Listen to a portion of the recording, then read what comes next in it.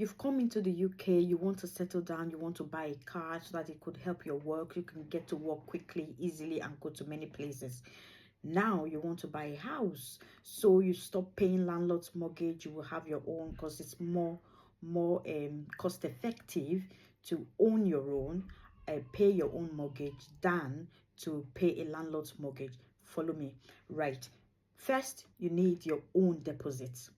I don't know how you save for that. There are a lot of videos on how to save for that, but I'm not talking about the savings.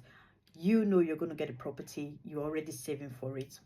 Don't work too much so that you can save and be safe to live in that house, so you're not unwell or you can't pay because of health and they take it back off you. So save the money whichever way you want, but you need your deposits, which is a 10%.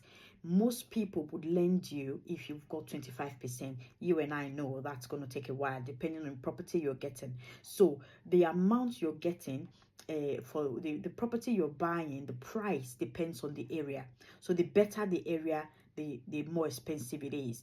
Some people want to buy a cheap one, stay in it for a while before they move, just because they don't want to pay a landlord's mortgage. Fine, but if you think you want to live in it long term, just save enough money to get a good house in a good area and live in it. So you're looking at your deposit, you're looking at the agreement in principle, the bank who would agree to lend you the money. And some banks, when they borrow you this money, they charge you a fee for setting the mortgage up. So if you see that the percentage at which they are borrowing you this money is better than other percentages in the market, you can go ahead and pay that fee. Sometimes it's just maybe 500, 1,000 pounds for those settle. But in the long run, if the other people are giving higher percentage while their percentage is lower, that money is already covered anyway, so it doesn't really matter if you're getting a good interest rate. Then you look at the pricing of it.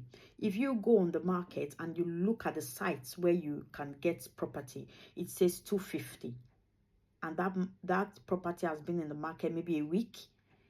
They won't take anything. If you take anything more than 10,000 pounds off, they won't even listen to you. The estate agents, they're looking to get 240 for that property, a minimum.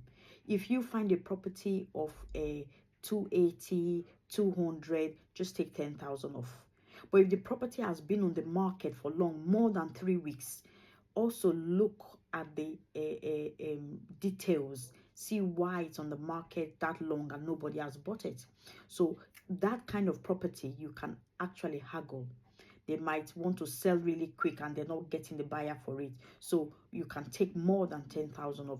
But majority of the times, if the property is 250, they will take 240. They will just be looking for a buyer who will give them 245 or that 250. But if they don't, most times take 10,000 off. Okay, that's pricing. What about your conveyancing? Conveyancing is the solicitor or the paralegal person who would run the whole package for you. We're talking between, let's say, 1,000 to 2,500, depending on where you are in the UK. Now we look for the surveys as well. It's the issue of survey. It depends on you.